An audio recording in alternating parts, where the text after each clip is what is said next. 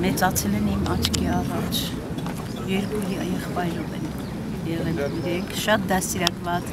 շատ հանգիստ, շատ լավ երեխաներ բակում, երբեք ոչ մեկի չեն նեղացրել, միշտ մեծին օգնել են, մեծին ոնց ասեմ, հարգել են, նմանապես իրեն ծնողները շատ լավ մարդիկ են, շատ մակարդակով, շատ հանգիստ։ Ինչ հետաքրքիր բան եք հիշում Ադամից հեռախոսի հետ կապված պատմությունը, հա։ Մի անգամ փոքրիկ էր ինքը, բակում խաղում էր, ես ասեցի Ադամ ջան, բանը լավ ֆուտբոլ ես խաղում, ասես թելի դյուտի ասեց, բաբկի խաղում, որ ասեց մեծանամ ֆուտբոլիստ դառնամ։ Հա, ասեցի լավա, բայց